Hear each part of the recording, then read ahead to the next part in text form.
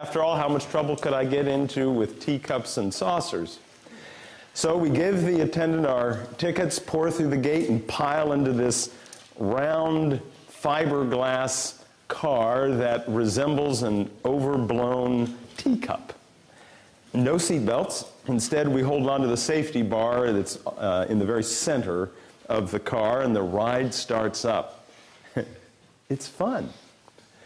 The teacup makes one full revolution about four times while the big platform on which it's seated goes around just once. And every time it comes to the end of its first turn, it whips you around. It spins you around. And as you go through that whirling, that extra kick of momentum kicks in, and it's just fun to be whirled around. So away we're going, whirling around and around, and I'm enjoying it. Then, as the ride gets up to full speed, I suddenly realize that in that final whipping around, everybody else in the car comes whipping around at me. And I become the immovable object since I'm right next to the end of the car, and everyone's weight and momentum crashes right into the top of my hip bone. It's very localized. It's a very small point in your body, and it all comes right around at me. So there I am on this ride, enjoying the whip, and at the end feeling the crunch of all that weight and momentum on that sensitive area of my body. So it goes like this. Whip, crunch, ah! Whip, crunch, ah! Whip, crunch, ah! And every time we go around, I'm looking at the attendant with pleading eyes, wanting to cry out, "Would you please stop this now?" How can something that looks so innocent be so painful? And as I'm whipping around, it suddenly dawns on me. There's a word, there's a name for this ride. It's called life. You and I are caught up in the whirl of activities. Shall we list them?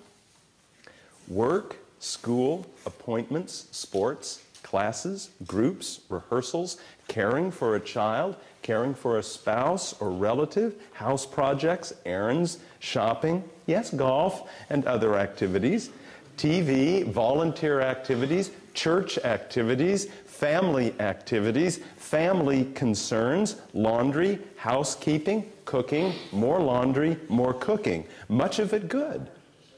Many of the things on our to-do list we enjoy, much of it necessary. Doesn't a child need to develop through sports? Doesn't a relative deserve the care that we could give?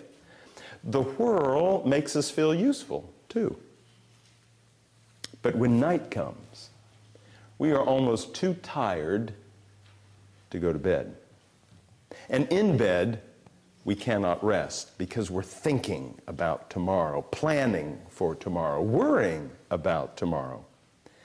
I was reading in the University of Virginia's magazine as they highlighted their hospital's health center, health study sleep clinic, and mentioned that 2 out of 3 American adults voluntarily don't get the sleep they need. Not just adults, but children and youth as well. According to the National Sleep Foundation, 60% of high schoolers report extreme drowsiness in school. Nothing new there. More than 25% fall asleep in class at least once a week. No wonder Time magazine has referred to us as the sleep-deprived generation of Americans. We go through the whirl of life, enjoying whole portions of it, and yet overstressed, overcommitted, tired, dulled, medicating ourselves with coffee, energy drinks, Tylenol, sleeping pills, and television. Test yourself. How often do you get up in the morning and groan because you're tired and you've just slept? How many times do you wake up with a headache? Friends, I have a real concern for us, all of us, including myself. I'm concerned about what this is doing to us, not just lack of sleep, but what it's doing to our very soul. Dr. Archibald Hart former dean of the School of Psychology at Fuller Seminary, has said, we can't determine how long we will live, but we can control the rate at which we die. I wonder if we're doing anything to change the rate at which we are dying. Pastor and psychologist John Ortberg digs down deeper into our motivations when he says, usually the truth runs deeper than this. I believe that much of the fatigue and overscheduling is a sizable dose of a subtle sin. We think we're living productive, helpful, busy lives when it really is our success, our needs, our desires we're trying to fulfill. I picked up an article in the paper about Ganid Roth, author of Appetites on the Search for True Nourishment. She says women are pushing, going after this ideal life. I think there's a sense that we keep chasing this ideal as if it's going to make us happy when we get it. Any way off this ride? Any way of stopping the whirling? Wouldn't that be nice? We may be in a season of our lives where our responsibilities tie us to such a plate full of tasks and activities that we can't simply do nothing. Instead, at least for now, in the season in which we find ourselves, I'd like to direct our attention to something else that we can do. Look at the life of Jesus. Did you ever notice that when Jesus' activities reached the boiling point of hurriedness and full-time commitment, he said to his followers in the midst and at the boiling point of that, "Come away." With the crowds pressing in, he took his followers and went away to be by themselves. Interesting, isn't it? You think he'd wade in and help all those people who desperately needed his help until he was exhausted. They did need him. Do you ever feel like everybody needs you? Yet Jesus withdrew. I believe Jesus was practicing an important principle when it comes to living, taking time regularly to come away from normal activity. Come away, the Bible says. Come away from the rush and the whirl. Come away by giving up one day. In fact, this principle of coming away is embedded in the Bible in one of the 10 Commandments, right? It says we are to honor the Sabbath and to make it or keep it holy. Do no work and make that one day, we call it Sabbath or Sunday, holy. Now, it would be tempting to roll our eyes at this point and say, sure, you don't know my schedule.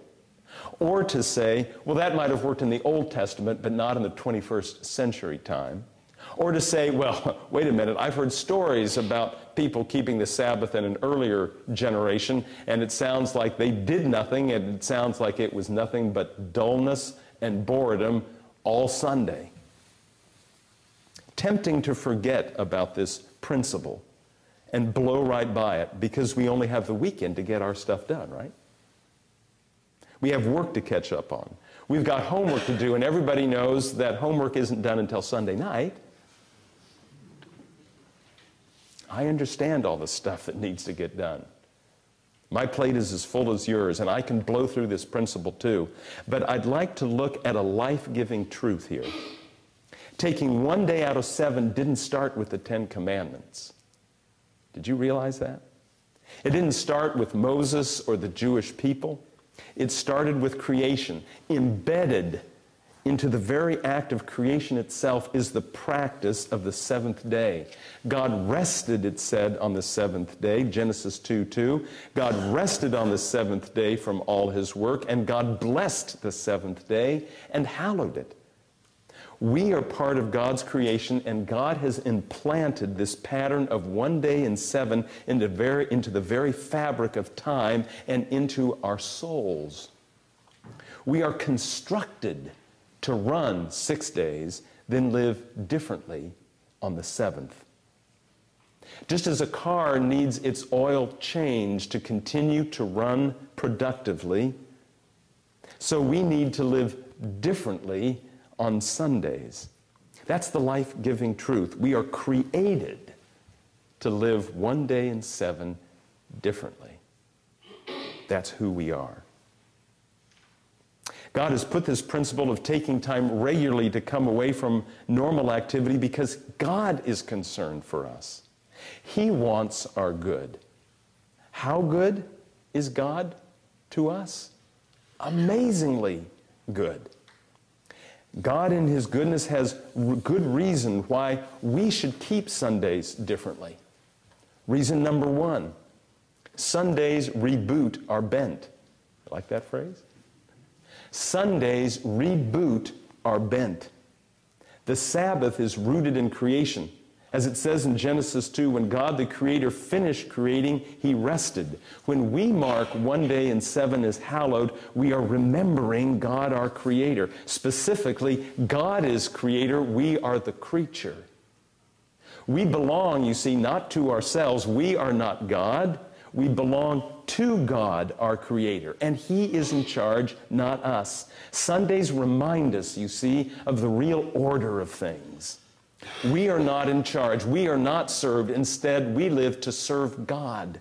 And rebooting our bent once a week resets our whole attitude for the week, at least it can. So if God is God and God is in charge, we don't need to be so rushed because God is the authority. We don't need to be so frantic about schedules. We serve God, after all, not our schedules. We can let Him guide us, not our tasks. The key here is trusting that God will make up what we don't get done on that 7th day. Trusting that God will make up what we let go. Who cares really if the windows don't get washed this week or next? Since the day belongs to God, why not ask God how we should spend the day? It's His. You know the Visa commercial? The voice in the TV ad tells us the prices of things that flash before our eyes, but at the end, the most important thing, what we cannot buy, is valued as priceless. Why not reboot our attitude and let God direct us to those priceless things one day a week? There's more. Reason number 2. Sundays remind us to celebrate God. Not just to reboot our bent, but to celebrate God. Several times in the Bible, the people of God are reminded to keep the Sabbath because it says, you were captives in the land of Egypt. They mark off the Sabbath to remember God liberating them from captivity in Egypt. God is celebrated over and over, one day a week, as their liberator. Interesting that after Jesus' resurrection, His followers decided to observe the Sabbath not on Saturday as it had been, but on Sunday, the first day of the week, the day of resurrection. Why? Because through Jesus Christ, they recognized and realized that the liberation story of Egypt had come to its fullness through Christ. They were liberated through Jesus Christ. Their sins were forgiven. They could start fresh with God. Their lives were changed. It was new life time. And so we celebrate Sabbath on Sunday, first day of the week. Sundays remind us to celebrate what God has done in Jesus Christ and what Christ's Spirit continues to do in the world and through our lives. Our Pilgrim and Puritan forefathers got it right to mark off one day in 7 and to keep it hallowed and not let other things intrude. They were right in doing that, but they were wrong because they forgot to celebrate. That's what happens when we recognize we're liberated. You celebrate. They had no celebration, no joy, just duty and dullness. Listen, Jesus has risen from the dead. We are liberated. That's cause for celebration. We should enjoy the day, but keep it tied in to God. It's not our day. It's God's day. It's not our time. It's God's time. All time is God's time. Sundays remind us to celebrate God, so we should celebrate by worshiping on Sunday. Gathering together not to try and feel good when we're done with worship, but worship to respond to God who first came to us